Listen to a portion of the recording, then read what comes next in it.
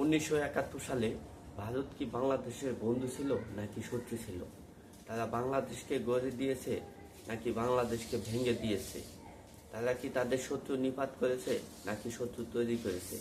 আজকের এই ভিডিওতে আমরা সেই বিষয়টি জানব। বিস্তারিত জানার জন্য অবশ্যই সম্পূর্ণ ভিডিওটি দেখতে থাকুন। আপনারা জানেন 1971 সালে পূর্ব পাকিস্তান এবং পশ্চিম পাকিস্তান দুটি একই দেশের সঙ্গে যুদ্ধ বেঁধে যায়। সেই যুদ্ধে পূর্ব পাকিস্তান জয়লাভ করে ভারতের সহযোগিতায়। 1,00,000 সেনাবাহিনী পশ্চিম পাকিস্তানের আত্মসমর্পণ করে ভারতীয় সেনাবাহিনীর কাছে। মুক্তিযুদ্ধের সময় মুক্তিযোদ্ধা তৈরি করা হয় তাদের ট্রেনিং সবকিছু ভারতে দেওয়া হয়, ভারত সহযোগিতা করেছে।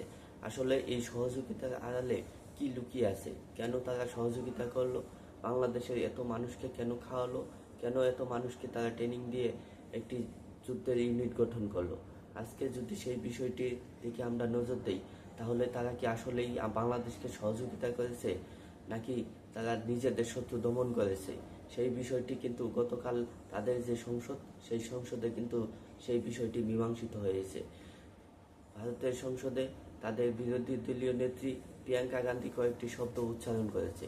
সেই শব্দের সাথেই প্রকাশ পেয়ে গেছে আসলে বাংলাদেশকে তারা দ্বিখণ্ডিত করে দিয়েছে তাদের নিজস্ব কৌশলে, নিজস্ব বয়ানে। সেই ভিডিওতে কি বলেছে সেটা যদি আমরা দেখে আসি তাহলে দেখুন। महान देशभक्त शहीद इंदिरा गांधी जी, जिन्होंने सफल कूटनीति के बल पर अमेरिका के राष्ट्रपति निक्सन का मुकाबला करके पाकिस्तान का विभाजन करवाया, बांग्लादेश बनाया, 1,00,000 पाकिस्तानी सैनिकों को आत्मसमर्पण करने पर मजबूर किया, उन्होंने कभी इसका श्रेय लेने की कोशिश नहीं की। দেখুন, এই কয়েকটি শব্দই বুঝে গেছে, বাঙালি জাতি বুঝে গেছে আসলে তারা সহযোগিতার নামে তাদের শত্রু নিপাত করেছে। তারা তাদের দেশকে শত্রুমুক্ত করেছে। কারণ পূর্ব পাকিস্তান ইন্ডিয়ার এমন একটা অংশ অবস্থিত যেখান থেকে ভারতকে সবসময় থ্রেডে রাখা যেত, ভারতকে দ্বিখণ্ডিত করা যেত। ভারত এই পাকিস্তানের সাথে যে চোখ রাঙিয়ে কথা বলে সেটা সম্পূর্ণই নিপাত করা যেত। তাই তারা বুদ্ধি করে, কৌশল করে এই পূর্ব পাকিস্তানে ভাগ করে দিয়েছে। এখন প্রশ্ন হলো, এই বিষয়টি আজকে কেন আসলো তাদের সংসদে?